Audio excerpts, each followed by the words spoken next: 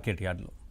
ఈ నేపథ్యంలో ఇప్పటికే పోలీస్ అధికారులు కూడా కొంతమందికి మాత్రమే అనుమతి ఉందంటూ ఇప్పటికే చాలా క్లియర్గా వారికైతే చెప్పడం జరిగింది. అందులో ఎంతమంది రైతులతో ముఖాముఖికి 500 మందికి మాత్రమే అక్కడ అనుమతి ఉంది.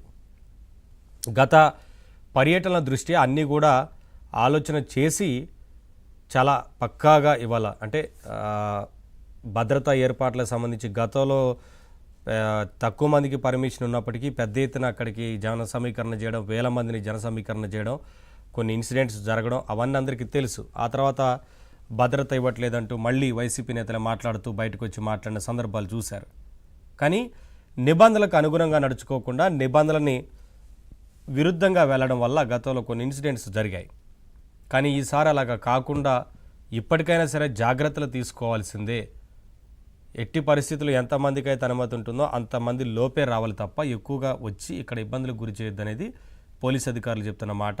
చాలా స్పష్టంగా నిబంధనలు కూడా ఉన్నాయి. గతంలో కూడా చెప్పినప్పటికీ వినకుండా సత్తెనపల్లి పర్యటన కావచ్చు, ఇతర పర్యటనలో అదే రకంగా పెద్ద ఎత్తున జన సమీకరణ చేసి రోడ్ల వెంట రోడ్ షోలు చేస్తూ ముందుకు వెళ్ళిపోయిన సిచ్యువేషన్ అదంతా అందరికీ తెలుసు. ఏం జరిగింది, ఎలాంటి వాతావరణం అక్కడ ఏర్పడింది అనేది, ఉద్రిక్తత వాతావరణం ఏర్పడింది. పైగా వేల మందితో రోడ్ షోలు చేశారు. అసలు రోడ్ షోలకి పర్మిషన్ లేకపోయినా రోడ్ షో ద్వారా వెళ్ళారు.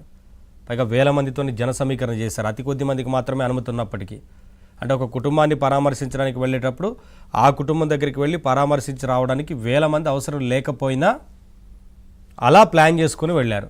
చుట్టుపక్కల ప్రాంతాల నుంచి జనాన్ని కూడా తరలించారు. కానీ ఇప్పుడు కూడా చాలా క్లియర్గా చెప్తున్నారు పోలీసులు, అనుమతి ఉన్నంతమంది వారు మాత్రమే రండి, అనవసరంగా ఇక్కడ లా అండ్ ఆర్డర్ సమస్యను సృష్టించొద్దు, భద్రత విషయంలో చాలా స్ట్రిక్ట్గా ఉన్నాం, అయినప్పటికీ విమర్శలు చేస్తున్నారు కావాలనే వైసీపీ నేతలేదని కనిపిస్తూ ఉంది. కాబట్టి ఈసారి కూడా రూల్స్ చాలా క్లియర్గా ఉన్నాయి కాబట్టి ఎట్టి పరిస్థితులు అతిక్రమించొద్దంటూ, అతిక్రమిస్తే చర్యలు తప్పవనేది పోలీసులు చెప్తున్న మాట. రైతుల విషయంలో ఈ పరామర్శకు వెళ్ళడం పట్ల, అంటే ఈ ముఖాముఖికి వెళ్ళడం పట్ల, వారిని కలిసేందుకు వెళ్ళడం పట్ల కూడా విమర్శలు వస్తున్నాయి. అంటే మామిడి రైతుల విషయంలో ప్రభుత్వం చాలా సీరియస్గా ఉంది. ఇప్పటికే ముఖ్యమంత్రి చాలా స్పష్టంగా వరుసగా సమీక్షలు చేస్తున్నారు, కేంద్ర పెద్దలతో మాట్లాడుతున్నారు, మళ్ళీ ఇంకొకసారి కలిసి మాట్లాడబోతున్నారు, రైతులను ఆదుకుంటామంటూ చెప్పారు, గిట్టుబాటు ధరకు సంబంధించి మాట్లాడారు.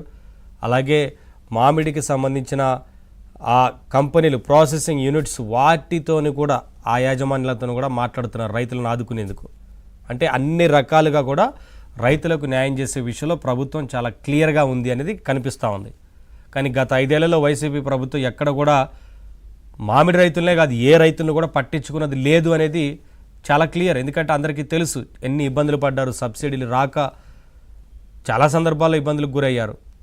పంట నష్టం కూడా అంటే ఎక్కడ ఇచ్చింది లేదు, నష్టపరిహారం కూడా ఇవ్వలేదు, ఆదుకున్నది లేదు. ధరల స్థిరీకరణ నిధి పేరుతో ఏర్పాటు చేసి రైతులను ఆదుకుంటామని చెప్పారు. అసలు ఓసే ఎత్తలేదు. గత 5 ఏళ్లలో ఒక్కసారి కూడా ఆ విషయం గురించి ఎక్కడా మాట్లాడలేదు.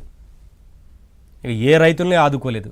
ఉద్యాన పంటల విషయానికి వస్తే మొత్తానికే గాలికి వదిలేసింది వైసీపీ ప్రభుత్వం. ఉద్యాన పంటల విషయంలో ఎక్కడ పెద్దగా ఆ రైతులకు సంబంధించి ఎక్కడ ఆదుకున్నదే లేదు. కానీ ప్రస్తుత ప్రభుత్వం చాలా క్లియర్గా ఉంది. ఎప్పటికప్పుడు కేంద్ర మంత్రితో మాట్లాడుతున్నారు, కేంద్ర పెద్దలతో మాట్లాడుతున్నారు, రాష్ట్ర ప్రభుత్వం ఆదుకుంటామని చెప్తా ఉంది, ప్రాసెసింగ్ యూనిట్లతోని ఆ యాజమాన్యాలతో మాట్లాడి కూడా న్యాయం చేస్తామని చెప్తున్నారు, అందరికీ న్యాయం చేస్తామని చెప్తున్నారు. అయినప్పటికీ కావాలనే ఇటువంటి రాజకీయం చేయడం కోసమే అక్కడికి వెళ్తున్నారు అనేది ఆరోపణ చేస్తూ ఉన్నారు. అలాగే ఈ పర్యటనల సందర్భంగా కావాలనే అలజడులు సృష్టిస్తున్నారు, కావాలనే ఉద్రిక్తత వాతావరణం ఏర్పడేలాగా చేస్తున్నారు. వేలాది మందిని ముందస్తుగానే వారు ప్లాన్డ్గా జన సమీకరణ చేసి అక్కడ ఇబ్బందులు గురి చేసే ప్రయత్నం జరుగుతోంది.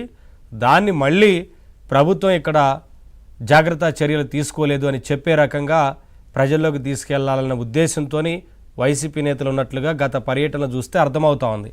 అందుకనే ప్రభుత్వం కూడా అలర్ట్గా ఉంది.